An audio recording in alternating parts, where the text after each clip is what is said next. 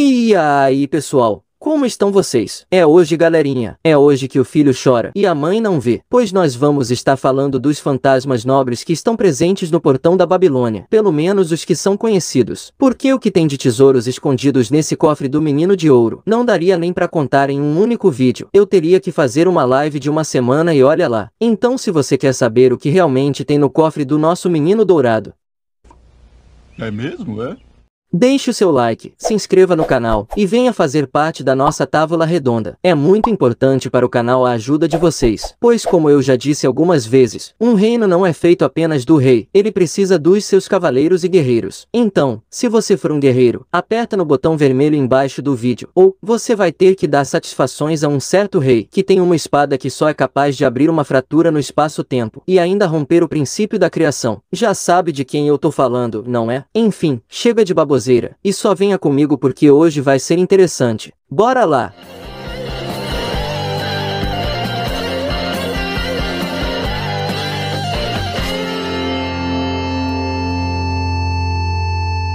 Bom, galerinha, já que na primeira parte dessa série eu expliquei todos os conceitos básicos do portão da Babilônia, nessa segunda parte eu vou focar apenas nas armas. E caso você não tenha assistido o primeiro vídeo, não tem problema assistir esse, e depois assistir o outro. A ordem não vai afetar a sua compreensão, então vamos começar falando dos itens mais básicos até chegar nos mais brabos. Incenso anti-espírito. A primeira arma contida no portão da Babilônia não é uma arma por assim dizer, mas se trata de um incenso anti-espírito. Gilgamesh libera uma névoa em torno de si mesmo, que serve para atrair certas criaturas fantasmas, e até espíritos. Em Fate Ataraxia, ele utiliza dessa névoa para atrair os cadáveres invocados por Andra Mainil. Amuleto anti-projéteis. Bom, como já diz o nome, esse amuleto serve para aumentar a taxa de evasão contra projéteis. Automaticamente, ele anula todos os projéteis de rank D e abaixo disso. Ou seja, se o projétil for acima do rank D, ele basicamente não servirá para nada. Além disso, quanto mais projéteis forem anulados por esse amuleto, ele meio que se autodanifica, fazendo que ele seja destruído no processo após um tempo. Mas existe uma outra forma de usar esse amuleto, pois ele também possui uma propriedade na qual pode ser sacrificado e arremessado no inimigo, emitindo uma intensa luz. É dito que a energia da luz é equivalente ao calor de um pequeno sol, sendo o seu poder proporcional ao tamanho restante do amuleto. Autodefensor. Bom, esse nobre fantasma se trata de uma série de discos dourados que flutuam no ar, e servem para interceptar ataques que chegam a seu alcance, podendo ser configurados para proteger um andar inteiro de um prédio. Esses discos conseguem rastrear e identificar qualquer ataque ou projétil que se aproxime a uma distância de 20 metros. Após rastrear o projétil, esses discos disparam relâmpagos que derrubam o alvo. Porém não é infalível. Ataques como as flechas disparadas por Hércules, por exemplo, podem passar por essas defesas, apesar da grande velocidade dos relâmpagos que são disparados. Cinturão de Nidabá. Esse artefato foi dado a Gilgamesh por Ereshkigal, e não se sabe ao certo quais são as suas habilidades, mas ele é citado em Fate Grand Order. Toureiro. Esse próximo item também não é uma arma, na verdade é um equipamento para treinar os músculos, o que não é novidade. Levando em consideração que o portão da Babilônia se atualiza com o conceito da humanidade, deve ter equipamentos de todo tipo, como barra, supino, e o diabo A4 dentro desse negócio. Inclusive, até jogos de tabuleiro e tecnologias que nós usamos nos dias de hoje. O cara pode até ser das antigas, mas antiquado certamente ele não é. Mas vamos continuar porque agora vai começar a ficar interessante. Caladbolg. Pois é, Gilgamesh também possui a Caladbolg, e para a tristeza de Emiya, a dele é original. Desgraça! Enfim, essa espada é basicamente uma Excalibur nerfada, vamos dizer assim. É dito que o seu poder é capaz de partir a terra. Selos de comando. Meu camarada, se você pensou que só os servos da classe Ruler possuem selos de comando, você errou. Gilgamesh também tem selos mágicos armazenados nesse seu cofre. Em Fate Extra, ele usa essa habilidade para restaurar os selos de comando de Hakuno. Dainsleif. Embora não seja tão famosa, Dainsleif é uma espada que está presente em dois ciclos mitológicos. Em ambos os mitos, ela é representada com uma natureza assustadora. Dentro do mito da Volsunga Saga, por exemplo, ela fazia parte da coleção dos tesouros de Fafnir, tomada pelo clã que matou o herói do norte da Europa, Sigurd. Nessa lenda, ela é considerada um fantasma nobre amaldiçoado, que amaldiçoa tanto seu alvo, quanto seu portador, fazendo que ambos morram. Já dentro do outro mito, que eu não vou falar o nome mas eu vou pôr na tela, porque pra mim não dá. É contado que ela é possuída por um rei dinamarquês chamado de Hogni, que teria ficado preso em um eterno combate com o rei de Serkland. Isso, porque nessa versão da lenda, a maldição da espada exige que o seu portador sempre mate o inimigo quando ela for desembainhada. E pior ainda, ela não permite que seu portador a retorne para a bainha, até que o adversário seja morto. Isso a diferencia das demais espadas demoníacas e sagradas, pois estas carregam como resultado a glória ou a destruição, enquanto da Slith só carrega a destruição como resultado. Dingir. Essa relíquia é uma tabuleta que é usada pela versão caster de Gilgamesh em Fate Grand Order. Como arma, Gil utiliza para lançar feitiços e invocar cajados do portão da Babilônia. É dito que essa tabuleta é do mesmo tipo da tabuleta do destino, e ela pode punir em alguns casos até mesmo os deuses, mas para isso Gilgamesh teria que trocar tudo o que ele possui para fazê-lo. Resumindo, Dingir representa a autoridade de Gilgamesh para punir divindades como Ereshkigal, por exemplo. Porém, uma coisa que é bom ressaltar aqui é que embora esse fantasma nobre permita a punição de divindades, ele tem um contraponto interessante, pois a Era de Gilgamesh começou exatamente quando a Era dos deuses já estava em declínio, ou seja, os deuses já estavam ficando fracos. Então não se sabe se a autoridade de Gilgamesh seria útil contra deuses em seu estado pleno. Eu ainda tenho algumas dúvidas em relação a isso. Durandal. O nosso menino dourado também possui a Durandal, que é um protótipo de outras espadas famosas, como a Calibur. Guy Bolg. Pois é, meu amigo Ku. Essa sua arma tem mais donos do que você imagina. Se não bastava o Ymir, Gilgamesh também tá na parada pela disputa da sua lança. A armadura dourada. Creio que essa não é novidade para ninguém. Essa armadura dourada de Gilgamesh é materializada a partir de energia mágica, algo muito parecido com a armadura da Saber. É extremamente forte, ao ponto de Shirou assumir que seria o principal fantasma nobre de Gilgamesh. Ela tem uma forte resistência mágica, e durável o suficiente para bloquear o Tsubame Gaeshi de Sasaki Kojirou, além de aguentar inúmeros golpes de Arthur Pendragon, embora Excalibur seria capaz de cortá-la após um tempo. Gilgamesh, com seu grande senso de superioridade, afirma que não precisa da armadura enquanto brinca em combate, e que para ele, sua melhor função é proteger contra espíritos malignos, como as serpentes petrificantes, tipo a nossa bela Medusa, pois essa armadura tem como principal função ser um equipamento anti-petrificação. Merodach. Agora chegamos em uma espada pelona. Esta espada é a Merodach, mas você pode chamar de Gran se preferir. Esta espada é o modelo original das lendas das espadas da seleção, que estão presentes em várias lendas do mundo, como as lendas de Sigurd e também do Rei Arthur. Portanto, ela é a espada da seleção original, ou seja, a que deu origem às espadas Gran, Calibur e Balmung, que basicamente é tudo a mesma espada. Porém, a Merodach, por ser a origem das lendas, está no topo das espadas da seleção, sendo considerada a mais forte entre elas. Ela é tão relevante no arsenal do nosso menino dourado, que Gilgamesh costuma usá-la para testar a força de seu inimigo, e ver se ele é digno de enfrentar a Enuma Elish. Em outras palavras, ela não é qualquer espadinha não, sendo que um único golpe dessa espada partiria a Calibur no meio, mas embora ela seja poderosa, seu poder é inferior ao da Excalibur. Santo Graal. É claro que não poderia faltar esse item. Pelo fato de Gilgamesh ser um colecionador de tesouros, ele também possui o Santo Graal, pois este item por si só é um tesouro. E como todos os tesouros se originam do portão da Babilônia, obviamente que o Graal não seria uma exceção. Capa da invisibilidade. Pelo menos agora a gente já sabe de onde veio a capa de invisibilidade de Harry Potter. Nosso menino de ouro também pode se ocultar aos nossos meros olhos mortais. Eita porra, essa capa usa magia ótica para bloquear todas as formas de detecção mágica, além de qualquer presença de emanações mágicas do seu usuário. Ela é extremamente eficaz contra aqueles que dependem apenas de Magecraft para detectar os inimigos. Ou seja, galerinha, ela não só bloqueia a capacidade de ver quem estiver usando ela, como também bloqueia a capacidade de servos e até magos de pressentir a presença do seu usuário, através de magia. Porém, ela não camufla o som, cheiro, temperatura corporal ou rastros do usuário, então seu uso é bastante situacional. Harp. Acredito que essa já é um pouco mais conhecida da galera. A Harp é basicamente uma arma que tem a capacidade de tirar a imortalidade do inimigo. Em outras palavras, ela foi construída com o propósito de matar imortais. Erva da Imortalidade.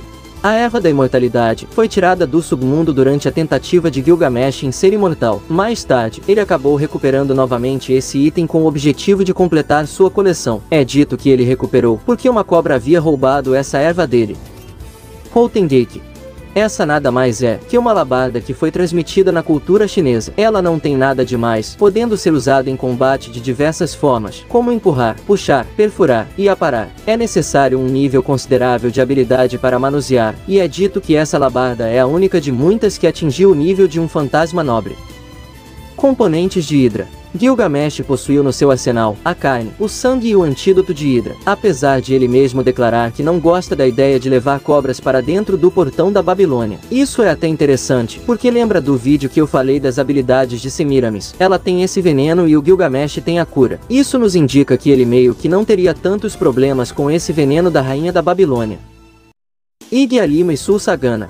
Essas são as espadas gigantescas usadas por Angélica naquele feite das garotinhas mágicas. Basicamente, Igyalima corta tudo que atinge, e Sul-Sagana queima tudo que corta. Poção da invisibilidade. É isso mesmo, meus amigos, já não basta a capa da invisibilidade, ele também tem a poção da invisibilidade. Na verdade, o menino de ouro é quase um alquimista, ele também tem a poção da juventude, e provavelmente ele deve ter outras poções no meio de todo o seu arsenal. Cajados mágicos e místicos.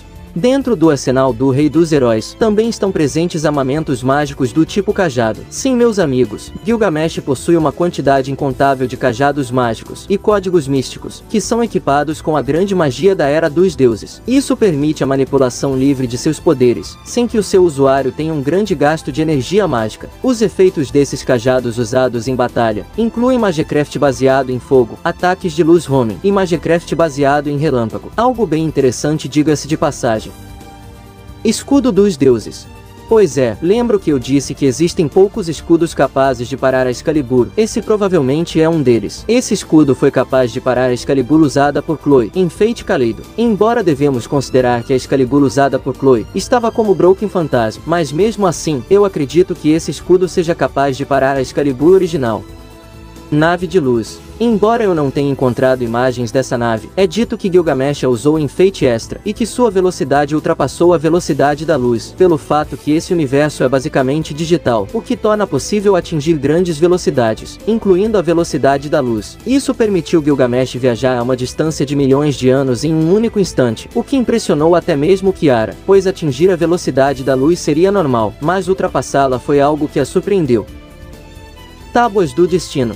As tábuas do destino são basicamente muito similares ao Dingir, que eu já falei nesse vídeo. Ela concede ao indivíduo autoridade real, porém ela não responderá àqueles que são indignos. É contado que essas tábuas pertenciam ao deus Enlil, e foram roubadas por uma besta alada chamada Anzu, e isso levou o mundo à ruína. Então, um herói deus chamado Diminuta recuperou as tábuas e restaurou o mundo, e depois de passar para Gilgamesh, próximo ao alvorecer da Era do Homem, a usurpação da autoridade real que Anzu não conseguiu ganhar, foi realizada por Gilgamesh, dando a ele a autoridade de julgar os deuses de sua era.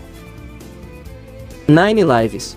Sim, meus amigos, não é só o Emiya que tem a sua versão de Nine Lives. Gilgamesh também possui uma variação que é chamada de True Nine Lives, mas se você preferir, Nine Lives verdadeiro. Essa é a versão original da técnica usada pelo arco de Hércules, e seu efeito é de exterminar o alvo que for atingido por ela. E não estranho o fato dessa versão ser usada em uma espécie de lança, porque essa habilidade pode ser usada em qualquer arma, como eu já expliquei no vídeo do Hércules que também está aqui no canal. Lança Broca. Essa arma não tem um nome, ou se tem não foi revelado, então eu a chamei de Lança Broca, porque ela basicamente tem a função de perfurar o oponente girando suas lâminas, exatamente como uma broca. E eu disse lâminas, porque ela não é composta por apenas uma lâmina, mas por 4 espadas que giram rapidamente enquanto o oponente é perfurado. Sua potência é tão grande que ela é capaz de criar até redemoinhos. Foice Drena Espaço. Essa arma também não tem um nome, então eu a chamei de Foice Drena Espaço. É dito que essa arma drena a energia mágica, e causa dano ao passar diretamente por carne e armadura, sem causar nenhum dano físico real. Ou seja, ela não é uma arma para matar, mas sim para drenar, o que a torna bem útil se usada contra espíritos heróicos e magos, já que ela vai drenar a energia mágica contida neles. E sabe por que eu a chamei de Foice Drena Espaço? Porque ela não se limita às leis da física quando balançada pelo seu portador. Melhor dizendo para vocês, quando balançada, ela adquire a capacidade de atravessar o espaço. Desse modo, não importa qual a distância do alvo, sua lâmina sempre o alcançará, como foi mostrado em Fate Stay Night, quando Gilgamesh usou essa foice na luta entre ele e Arthur e a Pendragon. Invocação de substâncias e elementos. Essa habilidade também não tem nome, por mais que eu tenha investigado eu não achei, mas é dito que Gilgamesh pode invocar chamas brancas ardentes de dentro dos seus portais, inclusive ele usa essa habilidade contra Alcides, em Fate Strange Fate, e uma outra coisa bem parecida que ele também faz, é invocar um líquido que se torna gelo, que é capaz de congelar até mesmo a umidade do ar, e isso também é mostrado em Fate Strange Fate. Não posso falar muito senão vou dar spoiler aqui. Golden Axe. Essa arma se trata de uma espécie de machado dourado, que é usado por Gilgamesh na Moncel. É dito que quando é combinado com a habilidade Clear the Storm, esse machado pode quebrar o espaço com um único golpe giratório, o que é literalmente impressionante. Inclusive das armas usadas por Gilgamesh, o machado é a melhor arma que ele consegue usar em combate corpo a corpo, devido ela não exigir tanta destreza em seu manuseio. Inclusive a versão caster do Gilgamesh também opta por usar um outro machado, que também não tem nome, mas ele é mostrado em Fate Grand Order. Até mesmo nas animações do personagem ele utiliza esse machado no jogo. Adaga Dourada. Essa adaga é a mesma que foi mostrada em Fate Grand Order, sendo usada por Fujimaru com o intuito de parar a Nega-Gênesis de Tiamat. Naquela ocasião, Gilgamesh diz a Hitsuka para apontar para a cabeça de Tiamat e golpeá-la, para que ele pudesse formar uma conexão com uma paisagem mental, na qual eles conversaram brevemente. Espadas Senki.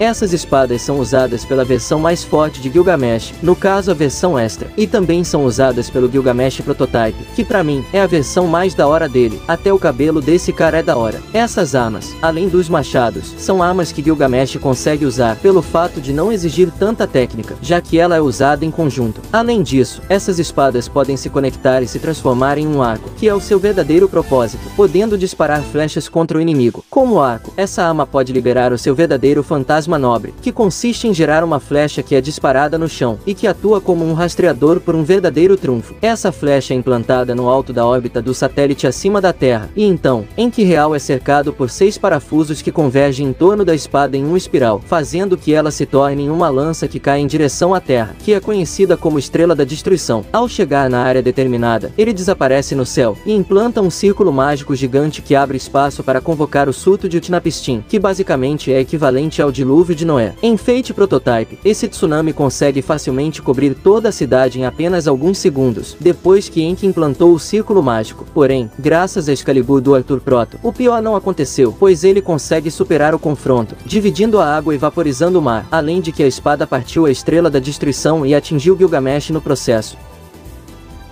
Levitação. Bom, acho que essa habilidade também não é novidade para ninguém, mas Gilgamesh possui um tesouro que permite que ele levite, algo que ele utiliza algumas vezes, principalmente em combinação ao Portão da Babilônia. Proteção contra fenômeno de refração multidimensional. Essa proteção permite que Gilgamesh se defenda de ataques que usam fenômenos de refração multidimensional, como o Tsubame Gaeshi por exemplo. Espada Lâmina de Gelo. Essa espada, que mais parece um facão, é capaz de congelar o espaço que corta, permitindo que ela cubra o alvo de gelo, mesmo que ele se esquive do seu ataque real. Ela foi mostrada na Rota de 2006, quando Gilgamesh lutou contra Saber e Shiro. Projéteis que mudam de direção. Dentro do Portão da Babilônia, possuem várias armas que podem perseguir o alvo, e até mudar de direção, como machados, cimitarras e foices. Em Fate Zero, na luta entre o Menino de Ouro e Lancelot, ele chegou a usar projéteis desse modelo, enquanto estava em perseguição ao jato usado por Lancelot, que usou o jato como fantasma nobre. Vajra. Essa arma é a representação da divindade de Indra, o deus do relâmpago. É uma arma simples que só pode ser disparada uma única vez por um dano fixo de rank B+. Além disso, o gasto de energia é separado do suprimento da energia mágica do seu usuário. Vimana.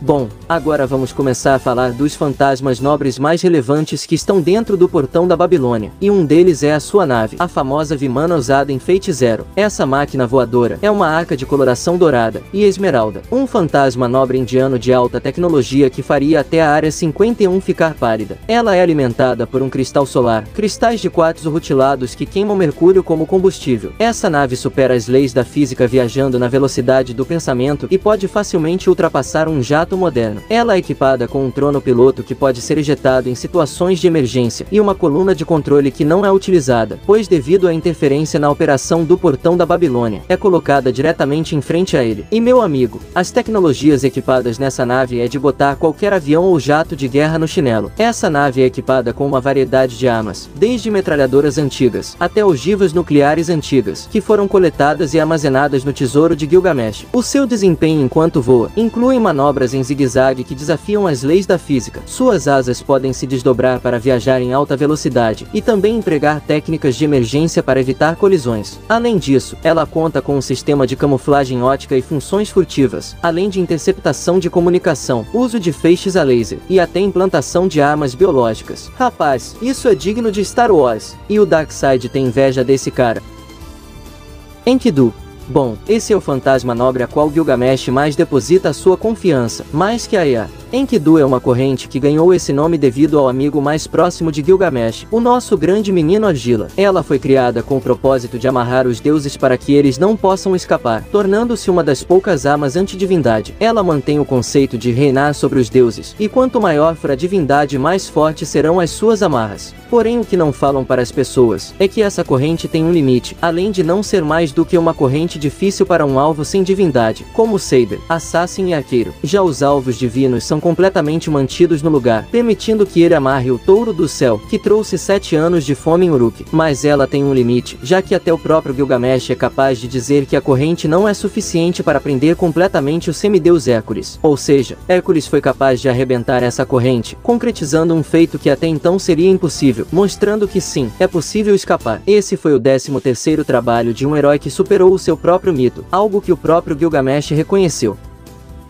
Agora não tem conversa e nem apoio, agora vamos falar de uma arma quebrada, pois essa sim, é para pôr respeito em qualquer um, chamada de Enuma Elish, ou Ea, se você preferir. Esta espada é conhecida como a Espada da Ruptura, e ao contrário do que todo mundo pensa e diz, ela não é uma espada, pois a sua existência antecede o mundo para ser chamada de espada. Gilgamesh a considera o seu maior tesouro ao lado de Enkidu, uma arma que só pode ser usada contra oponentes que ele julgar ser digno. É dito que ambos os nomes dados a essa espada sejam uma referência ao grande deus da terra e da água, Ea, dos mitos da Mesopotâmia e da Babilônia, e também ao mito da criação da Babilônia, Enuma Elish. E agora vocês vão saber o porquê que eu digo que foi um protagonismo absurdo. Shirou-Emi a bloquear essa arma com ruaias. Ao ser chamada pelo seu nome, Enuma Elish cria várias correntes de ar de coloração avermelhada. Esses ventos são atraídos em direção à lâmina cilíndrica da arma, criando uma espécie de vórtice em torno dela. Esse vórtice de ventos comprimidos e entrelaçados tornam-se em um deslocamento virtual do espaço-tempo, aniquilando qualquer um que se oponha, além de manter uma estatística de classificação de eliminação classe de armadura, com magnitude o suficiente para defesa antipurge, ou decretar negação mútua através de um contra-ataque que inflige a mesma ordem de dano. Simplificando para vocês, o dano causado não pode ser defendido, e tampouco contra-atacado. Por isso ela é chamada de Espada da Ruptura, pois quando ela é ativada, ela cria uma fratura contínua no espaço-tempo, revelando o princípio da criação, e ainda retorna a sua totalidade ao nada. Ou seja, ela não destrói as coisas pelo dano dos ventos que saem do seu cilindro, mas quando ela é ativada, ou bate em algum objeto, ele se desintegra imediatamente. Em Fate Zero vocês verão isso claramente, quando Gilgamesh usa a Enuma Elish dentro do mundo invocado pelo Skandar. Naquela situação ele simplesmente chama o nome da espada, e o mundo implantado por Skandar começa a desmoronar por completo. Enuma Elish é um fantasma nobre do tipo antimundo, sendo que a única defesa efetiva contra ela é a bainha da Excalibur. Tirando isso, até o presente momento, nenhuma arma de defesa é capaz de se opor a ela, e o único fantasma nobre ofensivo que é dito ser capaz de se opor ao Enuma Elish é a própria Enuma Elish.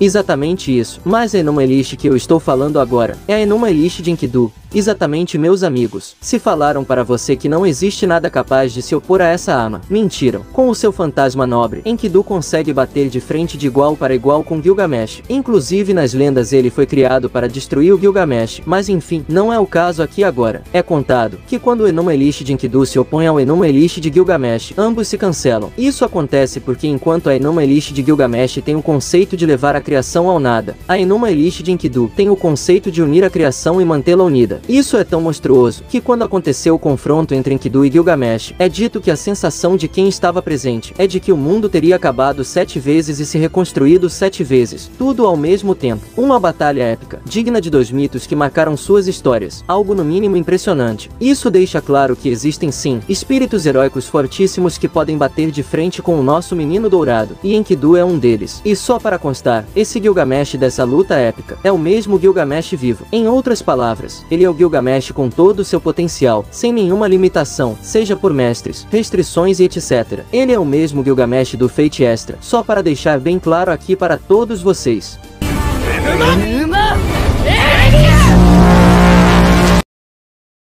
Enfim, terminamos mais essa grande jornada nesse universo confuso que nós amamos. Já quero destacar aqui que eu coloquei apenas as armas mais relevantes que estão no portão da Babilônia. Algumas que eu não achei necessário eu não coloquei, pois ele tem uma série de outras coisas que são conhecidas, além das que eu citei. Mas não se preocupem que não são relevantes não. Eu foquei apenas nas armas mais apelonas dele, pelo menos as que são conhecidas, porque esse cara tem um monte de armas. Bom, espero que vocês tenham gostado desse vídeo porque deu um pouco de trabalho, mas no final deu tudo certo. Peço desculpas também pelo atraso, já era para ter postado mas eu tive alguns problemas, mas deu tudo certo no final. E para você que não é um inscrito do canal, venha fazer parte da nossa tábua redonda. Tá devagarinho mas estamos crescendo pouco a pouco. Obrigado de coração a todos vocês que têm deixado suas opiniões, likes, sugestões, críticas também, eu não me importo. Pode falar o que você pensa, o que você concorda e o que você discorda. O importante é a gente se socializar e trocar ideias. Obrigado a todos os mestres e servos que me acompanharam até aqui. Até o nosso próximo vídeo. Fui, valeu e